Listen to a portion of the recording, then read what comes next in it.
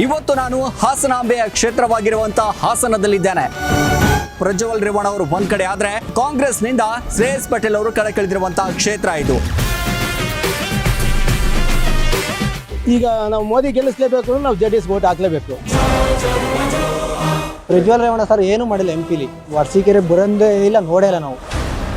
ಪ್ರಜ್ವಲ್ ರೇವಣ್ಣಗೆ ಹಾಕ್ಬೇಕು. ಯಾರು ಏನಂದ್ರೆ BJPನೇ ಸರ್ಕಾರ ಬರೋದು, ಗೌರ್ಮೆಂಟು. BJP ಸೇರ್ಕೊಂಡ್ರೆ JDS ಅವರು ಪಕ್ಷನೇ ಇಲ್ಲ ಪಾಪ, ಅಪ್ಪ ಮಕ್ಕಳಿಗೆ ಅವ್ರಿಗೆ ಯಾವ್ದಕ್ಕೆ ಹಾಕಾರಂತ ನಮಗೆ ಗೊತ್ತಾಗ್ತಾ ಇಲ್ಲ. ಅವ್ರು ಮೈತ್ರಿ ಮಾಡ್ಕೊಂಡವ್ರೆ. ಶ್ರೇಯಸ್ ಪಟೇಲ್ ಬರ್ಬೋದು ನಮ್ಮ ಮನಸ್ಸಿಗೆ. ಜನ ಬದಲಾವಣೆ ಕೇಳ್ತಾರಲ್ವಣ್ಣ. ಪ್ರಜ್ವಲ್ ರೇವಣ್ಣ ಬರ್ತಾರೆ, ಪ್ರಜ್ವಲ್ ರೇವಣ್ಣ ಅವರು ಹೋದ ಸಲಗಿಂತ ಈ ಸಲ ಬಹಳ ತುಂಬಾ ಲೀಡಲ್ಲಿ ಬರ್ತಾರೆ ಅಂತ. ಹಾಸನದಲ್ಲಿ JDS ಬರ್ಬೋದು. ನಮ್ಮ ಓಟು ಅಭಯ ಹಸ್ತ ಕಾಂಗ್ರೆಸ್. ನಿಮ್ಮ MP ಯಾರು ವಿಶೇಷ ಕಾರ್ಯಕ್ರಮಕ್ಕೆ ಸ್ವಾಗತ. ನಾನು ಸಿರಾಜ್ ವಾಲಿಕಾರ್. ಇವತ್ತು ನಾನು ಹಾಸನಾಂಬೆಯ ಕ್ಷೇತ್ರವಾಗಿರುವಂತಹ ಹಾಸನದಲ್ಲಿದ್ದೇನೆ. BJP JDS ಮೈತ್ರಿ ಅಭ್ಯರ್ಥಿ ಆಗಿರುವಂತಹ ಪ್ರಜ್ವಲ್ ರೇವಣ್ಣ ಅವರು ಒಂದ್ ಕಡೆ ಆದ್ರೆ ಮತ್ತೊಂದು ಕಡೆ ಕಾಂಗ್ರೆಸ್ನಿಂದ ಶ್ರೇಯಸ್ ಪಟೇಲ್ ಅವರು ಕಣಕ್ಕಿಳಿದಿರುವಂತಹ ಕ್ಷೇತ್ರ ಇದು. ಹಾಗಾದ್ರೆ ಹಾಸನದಲ್ಲಿ ಹಾಸನಾಂಬೆಯ ಆಶೀರ್ವಾದ ಯಾವ ಅಭ್ಯರ್ಥಿ ಮೇಲಿದೆ, ಜನಗಳ ಅಭಿಪ್ರಾಯ ಏನು, ಬನ್ನಿ ನೋಡೋಣ. ಹಾಸನ ಲೋಕಸಭಾ ಕ್ಷೇತ್ರದಲ್ಲಿ ಈಗಾಗಲೇ ಸಾಕಷ್ಟು ಪೈಪೋಟಿ ನಡೀತಾ ಇರುವಂಥದ್ದು. ಒಂದು ಕಡೆ ಶ್ರೇಯಸ್ ಪಟೇಲ್ ಆದರೆ ಮತ್ತೊಂದು ಕಡೆ ಪ್ರಜ್ವಲ್ ರೇವಣ್ಣ ಅವರು. ಹಾಗಾದರೆ ಇವತ್ತು ನಾನು ಅರಸೀಕೆರೆಯಲ್ಲಿ ಇದ್ದೇನೆ. ಅರಸೀಕೆರೆಯ ವಿಘ್ನೇಶ್ವರ ಆಟೋ ಚಾಲಕರ ಸಂಘ ಏನಿದೆ ಇಲ್ಲೇ ಇದ್ದೀನಿ. ನಾನು ಅವ್ರನ್ನ ಮಾತಾಡಿಸ್ತಾ ಹೋಗ್ತೀನಿ, ಏನು ಹೇಳ್ತಾರೆ, ಏನು ಗದೆ, ಹೇಗೆ ನಡೀತಾ ಇದೆ ಹಾಸನ ಲೋಕಸಭಾ ಕ್ಷೇತ್ರದಲ್ಲಿ, ಒಂದಿಷ್ಟು ಬದಲಾವಣೆಗಳು ಏನೇನಾಗಿದೆ. ಸರ್, ಹಾಸನ ಲೋಕಸಭಾ ಕ್ಷೇತ್ರ ಹೆಂಗಿದೆ ಸರ್ ಕಾವು ಈಗ? ಲೋಕಸಭಾ ಎಲೆಕ್ಷನ್ನಲ್ಲಿ ಈಗ ನಡೀತಿರೋದು BJP ಮತ್ತು JDS ಮೈತ್ರಿ ಆಗಿದೆ. ಕಾಂಗ್ರೆಸ್ನವರು ಸಪ್ರೇಟಾಗಿ ನಿಂತಿದ್ದಾರೆ. ಕಾಂಗ್ರೆಸ್ ವ್ಯಕ್ತಿ ಇಲ್ಲಿ ಅರಸೀಕೆರೆಗೆ ಸ್ಥಿರ ಪರಿಚಯ ಇಲ್ಲ ಸ್ಥಳೀಯವಾಗಿ. ಈಗ JDSನಲ್ಲಿ ರೇವಣ್ಣ ಮಗ ಪ್ರಜ್ವಲ್ ನಿಂತಿರೋದ್ರಿಂದ ಇಲ್ಲಿ ಪ್ರಜ್ವಲ್ ಓಡಾಡಿದ್ದಾರೆ, ಅವ್ರ ಮುಖ ಪರಿಚಯ ಜನಗಳಿಗಿದೆ. ಹಾಗಾಗಿ ಈ ಸರಿ ನಾವು ಪಕ್ಕ BJPಯವರು ಸಮ್ಮಿಶ್ರ ಆಗಿರೋದ್ರಿಂದ ನಾವು ಈ ಸರಿ JDS ವೋಟ್ ಮಾಡಬೇಕಾಗಿದೆ. ಹಾಸನ ಲೋಕಸಭಾ ಕ್ಷೇತ್ರ ಅಂದರೆ ಒಂದು ಕಡೆ JDSನ ಭದ್ರಕೋಟೆ ಇದು ಅನ್ನುವಂಥ ಮಾತಿದೆ. ಈ ಬಾರಿ ಪ್ರಜ್ವಲ್ ರೇವಣ್ಣ ಅವರು ಒಂದು ಕಡೆ, ಮತ್ತೊಂದು ಕಡೆ ಕಾಂಗ್ರೆಸ್ನ ಶ್ರೇಯಸ್ ಪಟೇಲ್ ಅವರು. ಈಗ ಹೊಸಬರಿಗೆ ಏನಾದರೂ ಮಣೆ ಹಾಕ್ಬೋದಾ, ಏನಂತಾರೆ ಜನ ಅಂತ ಇಲ್ಲಿ? ಹೊಸಬ್ರು ಅನ್ನೋದಕ್ಕಿಂತನೂ ಈಗ ನಮ್ಮ ದೇಶ ಹಿತ ರಕ್ಷಣೆ ನೋಡಬೇಕಾದ್ರೆ ನಾವು ಮೋದಿನೇ ನೋಡಬೇಕು. ಹಾಗಾಗಿ ದೇಶದಲ್ಲಿ BJP ಬಂದರೆ, ಕೇಂದ್ರದಲ್ಲಿ BJP ಬಂದರೆ ಭಾರಿ ಒಳ್ಳೆಯದು ಅಂತ ನಮ್ಮ ಅನಿಸಿಕೆ. ಅಂದರೆ ಈಗ ಹಾಸನ ಲೋಕಸಭಾ ಕ್ಷೇತ್ರದಲ್ಲಿ ಯಾರು ಬರ್ಬೋದು? ಈಗ ನಾವು ಮೋದಿ ಗೆಲ್ಲಿಸಲೇಬೇಕು ಅಂದ್ರೆ ನಾವು JDS ವೋಟ್ ಹಾಕ್ಲೇಬೇಕು. ಓಕೆ ಸರ್, ಹೇಗಿದೆ ಸರ್ ಹಾಸನ? ನಾವು ಮೋದಿಗೆ ವೋಟ್ ಹಾಕ್ಬೇಕು. ಹಾಸನದಲ್ಲಿ ಯಾರು? ಹಾಸನದಲ್ಲಿ ಪ್ರಜ್ವಲ್ ರೇವಣ್ಣಗೆ ಹಾಕ್ಬೇಕು.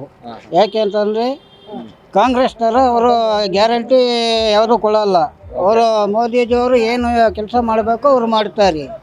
ರೈತರ ಖಾತೆಗೆ ದುಡ್ಡು ಹಾಕ್ತೀವಿ ಅಂತ ಗ್ಯಾರಂಟಿ ಕೊಟ್ಟಿಲ್ಲ. ಅವರು ರೈತರ ಖಾತೆಗೆ ದುಡ್ಡು ಹಾಕಿದ್ದಾರೆ. ಮತ್ತು ರಾಮ ಮಂದಿರ ಕಟ್ತೀವಿ ಅಂತ ಗ್ಯಾರಂಟಿ ಕೊಟ್ಟಿರಲಿಲ್ಲ. ರಾಮ ಮಂದಿರ ಕಟ್ಟಿದ್ದಾರೆ. ಅವ್ರು ಕಾಂಗ್ರೆಸ್ನವ್ರು ಬರೀ ಎಲ್ಲ ಸುಳ್ಳು ಹೇಳಿ ಗ್ಯಾರಂಟಿ ತೋರಿಸಿ ಗೆದ್ದಿರೋದು ಈ ಸತಿಯ. ಬರೀ ಕಾಂಗ್ರೆಸ್ನವ್ರು ಬರೀ ಸುಳ್ಳು ಆಯಿತು. ಹಾಂ, ಕೆಲಸ ಯಾವುದು ಮಾಡಲ್ಲ. ಮಳೆ ಇಲ್ಲ, ಬೆಳೆ ಇಲ್ಲ, ಬರಗಾಲ ಬರ್ತೈತಿ ಕಾಂಗ್ರೆಸ್ನವ್ರು ಬಂದು ಕರ್ನಾಟಕದಲ್ಲಿ. ಅದರಿಂದ ನಮಗೆ ಮೋದಿಜಿ ಬೇಕು. ಈ ಬಾರಿ ನಿಮ್ಮ ಕ್ಷೇತ್ರದಲ್ಲಿ? ನಮ್ಮ ಕ್ಷೇತ್ರದಲ್ಲಿ ಪ್ರಜ್ವಲ್ ರೇವಣ್ಣ JDS. ಸರ್, ನಮಗೆ ಏನಂದರೆ ಕಾಂಗ್ರೆಸ್ಸು 5 ಗ್ಯಾರಂಟಿ ಕೊಟ್ಟಿದೆ, ಬಡವರು ಅನುಕೂಲ ಆಗ್ತಿದೆ. ಹಂಗಾಗಿ ಶ್ರೇಯಸ್ ಪಟೇಲ್ಗೆ ವೋಟ್ ಮಾಡಬೇಕು. ಶ್ರೇಯಸ್ ಪಟೇಲ್ ಬರಬೇಕು. ಅಂದರೆ ಹೌದು, ಕಾಂಗ್ರೆಸ್ಸಿಂದ ಶ್ರೇಯಸ್ ಪಟೇಲ್ ಬರ್ತಾರೆ, 100% ಭಾಗ ಬರ್ತಾರೆ. ಆದರೆ ಹೋದ ಸಾರಿ ಪ್ರಜ್ವಲ್ ರೇವಣ್ಣ ಅವರು ಬಂದಿದ್ರು. ಪ್ರಜ್ವಲ್ ರೇವಣ್ಣ ಸರ್ ಏನು ಮಾಡಿಲ್ಲ MP ವರ್ಷಿಕೆರೆ ಬರಂದೇ ಇಲ್ಲ, ನೋಡೇ ಇಲ್ಲ ನಾವು. ಈಗ ಅಂದರೆ ಕಾಂಗ್ರೆಸ್, ಈಗ ಅಲ್ಲೂ ಕರ್ನಾಟಕದಲ್ಲೂ ಕಾಂಗ್ರೆಸ್ ಇದೆ, ಅಲ್ಲೂ ಬಂದು MP ಕಾಂಗ್ರೆಸ್ಸಿಂದ ಗೆದ್ದರೆ ಬಂದು ಅವರು ಕೆಲಸ ಮಾಡ್ಬೋದು, ಕೆಲಸಗಳು ಆಗ್ತವೆ. ಮತ್ತು ಶಿವಲಿಂಗೇಗೌಡರು ಕಾಂಗ್ರೆಸ್ಸಲ್ಲಿದ್ದಾರೆ, ಕೆಲಸಗಳು ಆಗ್ತವೆ. ಈಗ MP ಇದ್ದು ಅವರು ಇದ್ದು ಕಾಂಗ್ರೆಸ್ಸಲ್ಲಿ ಕೆಲಸ ಆಗ್ತವೆ ಅಂತ ಗ್ಯಾರಂಟಿ ಇದೆ. 5 ಗ್ಯಾರಂಟಿ ಕೊಟ್ಟಿದ್ದಾರೆ, ಬಡವರಿಗೆ ತುಂಬ ಅನುಕೂಲ ಆಗ್ತಿದೆ. ಹಾಗಾಗಿ ಕಾಂಗ್ರೆಸ್ಗೆ ವೋಟ್ ಮಾಡಬೇಕು ಸರ್. ನಿಮ್ಮ ಓಟು? ನಮ್ಮ ಓಟು ಅಭಯ ಹಸ್ತ ಕಾಂಗ್ರೆಸ್. ಯಾರು ಏನಂದ್ರೆ BJPನೇ ಸರ್ಕಾರ ಬರೋದು, ಗೌರ್ಮೆಂಟು. ಪ್ರಜ್ವಲ್ ರೇವಣ್ಣ 100% ಬರೋದು ಇಲ್ಲಿ. ಕಾಂಗ್ರೆಸ್ ಯಾವುದು ಬರಲ್ಲ ಇಲ್ಲಿ. ಈ ಗ್ಯಾರಂಟಿ ಕೊಡೋದ ಕಾಂಗ್ರೆಸ್ ಇರ್ಬೋದು. ಏನಾಗ್ಬೋದು ಈ ಬಾರಿ ಹಾಸನದಲ್ಲಿ? ಹೆಂಗಂತ ಹೇಳಕ್ ಬರಲ್ಲ ಸರ್. ನಿಮ್ಮ ಬೆಂಬಲ? ನಮ್ಮ ಬೆಂಬಲ ಮಾಮೂಲಿ ಕಾಂಗ್ರೆಸ್, BJP ಅಂತ ಅಂತಾರೆ. ಒಟ್ನಾಗ ಯಾವ್ದಂತ ಗ್ಯಾರಂಟಿ ಗೊತ್ತಾಗಲ್ಲ. ಅದು ಅಂದ್ರೆ ಲಾಸ್ಟಿಗೆ ಏನಾಗುತ್ತೆ ಅನ್ನೋ ಗೊತ್ತಾಗಲ್ಲ. ಯಾರಿಗೆ ಹಾಕ್ಬೇಕು ಅಂತ ಆಮೇಲೆ ಜನಗಳು ಅವ್ರವ್ರ ಇದ್ರ ಮೇಲೆ ತಿಳ್ಕೊಂತಾರೆ. ಈಗ ಯಾರಿಗೆ ಅಂತ ಅಡ್ರೇನಿಲ್ಲ, ಎಲ್ಲ ಗೊತ್ತಿರೋರೆ. ಹೆಂಗಿದೆ ಸರ್ ಹಾಸನ ಲೋಕಸಭಾ ಕ್ಷೇತ್ರ ಈಗ? ಫುಲ್ ಗರಮ ಗರ್ಮೆ ಸರ್.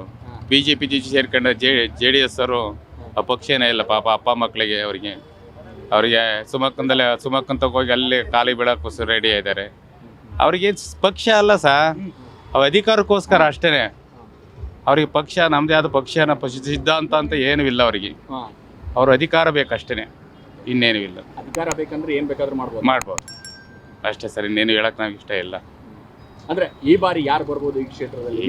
ನಿಮ್ಮ ಬೆಂಬಲ ಅಂತಂದ್ರೆ ಇನ್ನೇನು ಸರ್, ಯಾವ್ದಕ್ಕೆ JDS ಇಲ್ಲಿ ನಾವು BJPಗೆ ಆಗಲ್ಲ. ನಮಗೆ ಹೇಳ್ತಿರೋದು ಈಗ ಯಾವ್ದಕ್ಕೆ ಹಾಕಾರಂತ ನಮಗೆ ಗೊತ್ತಾಗ್ತಾ ಇಲ್ಲ. ಅವ್ರು ಮೈತ್ರಿ ಮಾಡ್ಕೊಂಡವ್ರೆ. ಹೌದು ಪ್ರೀತಮ್ ಗೌಡ್ಗೂ ಸಮಸ್ಯೆ ಐತೆ ಪಾಪ. ಅಷ್ಟೆಲ್ಲ ಉಳ್ಕೊಂಡು 50,000 ಮತದಿಂದ ಏನೋ ಪಾಪ ಅವ್ರಿಗೂ ಮಾಡಿರು. ಈಗ BJP ಜೊತೆಲಿ ಹೊಂದಾಣಿಕೆ ಮಾಡ್ಕೊಂಡವ್ರೆ. ಅವ್ರ ಅಧಿಕಾರಕ್ಕೋಸ್ಕರನೂ ಇಲ್ಲ, ಬೇರೆ ಯಾವ್ದಕ್ಕಂತ ಗೊತ್ತಿಲ್ಲ. ನೋಡ್ಬೇಕು ಸಮೀಕ್ಷೆ ಯಾವ್ದಾರು ಹೇಳ್ತೆ ನೋಡು. ಅಂದ್ರೆ ಇನ್ನು ತಟಸ್ಥ ಇದ್ದೀರಾ? ಹೌದು ಸರ್, ಹೂಸನ ಪಕ್ಷ ಬಿಟ್ಟು ಹೋಗಿದ್ದಾರೆ, ಮತ್ತೆ ನಾವು ಹೆಂಗ್ ಮಾಡೋದು ಸರ್ ಅಲ್ವಾ? ಅದರಿಂದ ಸರಿನಾ ಕಾಂಗ್ರೆಸ್ ಮಾಡಂಗ್ ಮಾಡಿದ್ವಿ. ಹೆಂಗಿದೆ ಹಾಸನ ಲೋಕಸಭಾ ಕ್ಷೇತ್ರ? ಫುಲ್ ಆರಾಮಾಗಿ ನಡೀತಾ ಇದೆ ಅಣ್ಣ, ತಕ್ಕ ಮಟ್ಟಿಗೆ. ಯಾರು ಬರ್ಬೋದು ಈ ಬಾರಿ ಇಲ್ಲಿ? ಕಾಂಗ್ರೆಸ್ ಇಂದ ಸೀಟ್ ತಗೊಂತಿದಾರಲ್ಲ, ಶ್ರೇಯಸ್ ಪಾಟೀಲ್ ಬರ್ಬೋದು ನಮ್ಮ ಅನಿಸಿಕೆ. ಪ್ರಜ್ವಲ್ ರೇವಣ್ಣ ಅವ್ರು ಯಾಕೆ ಹೋದ್ ಸಾರಿನೂ ಬಂದಿದ್ರು, ಈ ಸಾರಿನೂ ಬರ್ತಾರೆ ಅನ್ನೋದು ಒಂದು. ಜನ ಬದಲಾವಣೆ ಕೇಳ್ತಾರಲ್ವಣ್ಣ, ಬದಲಾವಣೆ ಬೇಕು ಜನಕ್ಕೆ. ಅವ್ರು ಆ ಥರ ಮಾಡಿದ್ದಾರೆ, ಇವ್ರು ಏನು ಮಾಡ್ಬೋದು ಅನ್ನೋ ಕುತೂಹಲಕ್ಕಾದ್ರೂ ಗೆಲ್ಲಿಸ್ಬೋದು ಅನ್ನೋದು ನನ್ನಿದು. ಅಂದ್ರೆ ನಿಮ್ಮ ಪ್ರಕಾರ ಶ್ರೇಯಸ್ ಪಾಟೀಲ್ ಅವ್ರು ಬರ್ಬೋದು ಈ ಬಾರಿ. ಯಾಕೆ ಯಾಕೆ ಬರಬೇಕು ಅಂತ ಸರ್? ಯೂತು ಇನ್ನೊಂದೇನಂದ್ರೆ ಹೊಸಬ್ರಿಗೆ ಅವಕಾಶ ಕೊಡ್ಬೇಕಲ್ವಾ? ಹೊಸಬ್ರು ಬಂದ್ರೇನೆ ಬದಲಾವಣೆ ಆಗೋದು. ಅದೇ ರಾಜಕೀಯ ಅಂದ್ರೆ ಅದೇ, ಇರೋರೇ ಇರಬಾರ್ದು ನನ್ನ ಪ್ರಕಾರ. ಹೊಸದಾಗಿ ಬದಲಾವಣೆ ಆಗ್ತಾ ಇರಬೇಕು, ಬದಲಾಗಬೇಕು. ಓಕೆ, ಈಗ ಯಾಕೆ ಇಲ್ಲಿ ಪ್ರಜ್ವಲ್ ರೇವಣ್ಣ ಅವರು ಏನು ಕೆಲಸ ಮಾಡಿಲ್ಲ ಅನ್ನೋದಲ್ಲ, ಹೇಳಿದ್ನಲ್ಲ, ಜನ ಅವ್ರು ಕೊಟ್ಟಿದ್ವಿ ರಾಜಕೀಯ, ನೋಡೋಣ ಇವ್ರು ಹೆಂಗ್ ಮಾಡ್ಬೋದು ಆ ಥರ. ಇವ್ರಿಗೊಂದು 5 ವರ್ಷ ಅವಕಾಶ ಕೊಟ್ಟು ನೋಡೋಣ ಅನ್ನೋದು ಇರುತ್ತೆ ಜನಕ್ಕೆ ಅನ್ನೋದು ನನ್ನ ಅಭಿಪ್ರಾಯ. ಹೇಗಿದೆ ಅಣ್ಣ ಹಾಸನ ಲೋಕಸಭಾ ಕ್ಷೇತ್ರದಲ್ಲಿ ಯಾರು ಬರ್ಬೋದು ನಿಮ್ಮ ಪ್ರಕಾರ, ನಿಮ್ಮ ಬೆಂಬಲ? ಪ್ರಜ್ವಲ್ ರೇವಣ್ಣ ಬರ್ತಾರೆ, ಪ್ರಜ್ವಲ್ ಇವ್ರು ಬರ್ತಾರೆ. ಯಾಕಂದ್ರೆ ಮೋದಿ ಅವ್ರಂಗೆ ಮಾಡತ್ತಾರ ಮ್ಯಾಲ ಕೆಲಸ. 60 ವರ್ಷದಿಂದ ರಾಮ ಮಂದಿರ ಆಗಿಕ್ಕಿಲ್ರಿ, 60-70 ವರ್ಷದಿಂದ ರಾಮ ಮಂದಿರ ಇಕ್ಕಿಲ್ಲ ಅಂತ ಕೆಲಸ ಮಾಡತ್ತಾರ ಮೋದಿ ಅವ್ರು. ಎಂದು ಮಾಡ್ಲಂತ ಕೆಲಸ ಮಾಡತ್ತಾರ. ಅವರ ಬರೋದು BJPನೇ ಬರೋದು, ಎಲ್ಲ ಕಡೆನೂ BJP ಬರುತ್ತೆ. ಈಗ ಶ್ರೇಯಸ್ ಪಾಟೀಲ್ ಬರ್ತಾರೆ ಹಾಸನದಲ್ಲಿ ಅಂತ ಓಡಾಡ್ತಾ ಇದೆ. ಅದೇ ಸುಮ್ಮ ಹಂಗೆ 1,000 ರೂಪಾಯಿ ಕೊಟ್ಟು ತೊಗೊಂಡಿಗಾರ ಮಂದಿ 1,000 ರೂಪಾಯಿ ಕೊಟ್ಟು ಇವತ್ತು ಇದಕ್ಕೆ ಮಾಡಕ್ಕೆ ತೊಗೊಂಡಿಗಾರ, 1,000 ತೊಗೊಂಡಿಗಾರ ಅವ್ರು. ಅದೆಲ್ಲ ಹಂಗೆ ಮಾಡ್ರಿ, ದುಡ್ಡು ಕೊಟ್ರೆ ಹಂಗೆ ಮಂದಿ ಹೋಗತಿ. ಮತ ಹಾಕೋದು ಪ್ರಜ್ವಲ್ ಅವ್ರಿಗೆ ಇವ್ರಿಗೆ. ಅಂದ್ರೆ ಈಗ BJP JDS ಎರಡು ಮೈತ್ರಿ ಆಗಿದ್ರಿಂದ ಒಂದಿಟ್ಟು ಕಾರ್ಯಕರ್ತರಿಗೆ ಗೊಂದಲ ಇದೆ. ಏನಿಲ್ರಿ, ಲಾಭ ಆಗೈತಿ, ಗೊಂದಲ ಏನಿಲ್ಲ, ಲಾಭ ಆಗೈತಿ. ಅವ್ರಿಗೆ ಆ ಸೈಡ್ ಅವ್ರಿಗೆ ಆಗ್ತದೆ, ಈ ಸೈಡ್ ಇವ್ರಿಗೆ ಆಗ್ತದೆ. ಅಷ್ಟು ಹೊಂದಾಣಿಕೆ ಐತ್ರಿ. ಹೌದು. ಈ ಬಾರಿ ಹಾಸನದಲ್ಲಿ ಯಾರು ಬರ್ಬೋದು? ಇವ್ರಿ ಪ್ರಜ್ವಲ್ ಅವ್ರು ಬರ್ತಾರೆ. ಈ ಸಲ ಹೋದ ಸಲನೂ ಪ್ರಜ್ವಲ್ ರೇವಣ್ಣ ಅವರು ಒಳ್ಳೆ ಜನಪರ ಕಾರ್ಯಕ್ರಮ ಕೆಲಸ ಮಾಡಿದ್ದಾರೆ. ಒಂದು ಅವ್ರ ಅಜ್ಜ ದೇವೇಗೌಡರು ಪ್ರಧಾನಮಂತ್ರಿ ಆದಾಗ ಹಾಸನಲ್ಲಿ ಒಳ್ಳೆ ಗೌರ್ಮೆಂಟ್ ಆಸ್ಪತ್ರೆ ಆಗಿರ್ಬೋದು, ಒಳ್ಳೆ ಬಸ್ ಸ್ಟ್ಯಾಂಡ್ ಆಗಿರ್ಬೋದು. ರೇವಣ್ಣ ಅವರು ಹೊಳೆನರಸೀಪುರ ಆಗಿರ್ಬೋದು, ಹಾಸನ ಆಗಿರ್ಬೋದು, ತುಂಬ ಅತ್ಯುತ್ತಮವಾದ ಒಳ್ಳೆ ಕೆಲಸ ಮಾಡಿದ್ದಾರೆ. ಈ ಸಲ ಒಂದು BJP ಜೊತೆ ಅಲಯನ್ಸ್ ಆಗಿರೋದ್ರಿಂದ ಪ್ರಜ್ವಲ್ ರೇವಣ್ಣ ಅವರು ಹೋದ ಸಲಗಿಂತ ಈ ಸಲ ಭಾಳ ತುಂಬ ಲೀಡಲ್ಲಿ ಬರ್ತಾರೆ ಅಂತ ಅನ್ಸುತ್ತೆ. ಅರಸೀಕೆರೆಯಲ್ಲಿ ಕಾಂಗ್ರೆಸ್ನ MLA ಶಿವಲಿಂಗೇಗೌಡರು ಇದ್ದರು. ಈ ಒಂದು ಅರಸೀಕೆರೆ ಕ್ಷೇತ್ರ ಪ್ರಜ್ವಲ್ ರೇವಣ್ಣ ಅವರಿಗೆ ಒಂದು 30,000-40,000 ಲೀಡ್ ಕೊಡೋದ್ರಲ್ಲಿ ತಪ್ಪೇನಿಲ್ಲ. ತುಂಬ ಅತ್ಯುತ್ತಮವಾದ ಒಳ್ಳೆ ಮನುಷ್ಯ ಪ್ರಜ್ವಲ್ ರೇವಣ್ಣ. ಮತ್ತು ಯುವಕರ ಕಣ್ಮಣಿ, ಎಲ್ಲರನ್ನೂ ಒಂದು ಒಳ್ಳೆಯ ಭಾವನೆಯಿಂದ ಮಾತಾಡ್ಸೋಂಥ ವ್ಯಕ್ತಿ. ಹಾಗಾಗಿ ಈಗ ಕಾಂಗ್ರೆಸ್ಸಲ್ಲಿ ನಿಂತಿರೋ ಒಂದು ಕ್ಯಾಂಡಿಡೇಟು ಅವರ ಅಜ್ಜ ಪುಟ್ಟಸ್ವಾಮೇಗೌಡರು ಅಂತ ಇದ್ದರು, ಅವರು MP ಆಗಿದ್ದರು.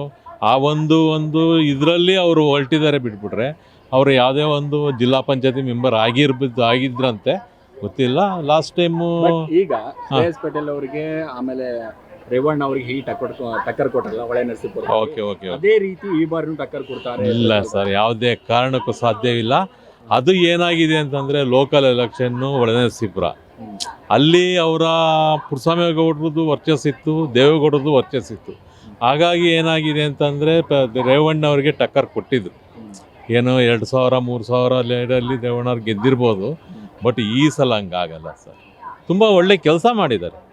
ನೀವು ಹಾಸನಿಗೆ ಹೋಗಿ ನೋಡಿ, ಗೌರ್ಮೆಂಟ್ ಆಸ್ಪತ್ರೆಯಲ್ಲಿ, ಮೈಸೂರಲ್ಲೂ ಇಲ್ಲ, ಚಿಕ್ಕಮಂಗ್ಳೂರಿನಲ್ಲೂ ಇಲ್ಲ, ಅಷ್ಟು ಒಳ್ಳೊಳ್ಳೆ ಡಾಕ್ಟ್ರುಗಳಿದ್ದಾರೆ. ಫಿಸಿಷಿಯನ್ ಆಗಿರ್ಬೋದು, MD ಆಗಿರ್ಬೋದು, ಒಂದು ಸರ್ಜನ್ ಆಗಿರ್ಬೋದು, ಆಟೋಮೆಟಿಕ್ ತುಂಬಾ ಅತ್ಯುತ್ತಮವಾದ ಕೆಲಸ ಮಾಡಿದ್ದಾರೆ. ಹಾಸನ ಬಸ್ ಸ್ಟ್ಯಾಂಡ್ ಚೆನ್ನಾಗಿದೆ.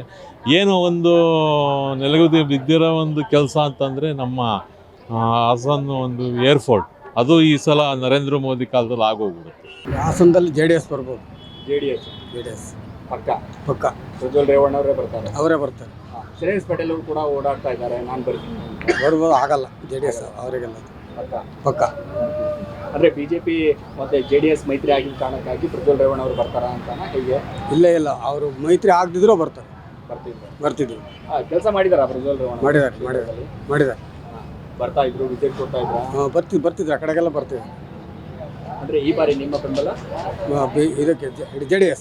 ನೋಡಿದ್ರಲ್ಲ ಹಾಸನ ಲೋಕಸಭಾ ಕ್ಷೇತ್ರದ ಮಾಹಿತಿಯನ್ನ, ಜನಾಭಿಪ್ರಾಯವನ್ನ. ಅಂದ್ರೆ ಈ ಬಾರಿ ಕಣಕ್ಕಿಳಿದಿರುವಂತಹ ಶ್ರೇಯಸ್ ಪಟೇಲ, ಹಾಗಾದ್ರೆ ಹಾಲಿ ಸಂಸದರಾಗಿರುವಂತಹ ಪ್ರಜ್ವಲ್ ರೇವಣ್ಣ ಅವರ ಹಾಸನಾಂಬೆಯ ಆಶೀರ್ವಾದ ಯಾರ ಮೇಲಿದೆ, ಜನಗಳು ಯಾರಿಗೆ ಗೆಲ್ಸ್ತಾರೆ ಅಂತ ಕಾದು ನೋಡಬೇಕಾಗಿದೆ. ಕ್ಯಾಮರಾ ಪರ್ಸನ್ ಸಾಗರ್ ಜೊತೆ ನಾನು Siraj Walikar, speed plus Karnataka, Hassan. Speed plus Karnataka.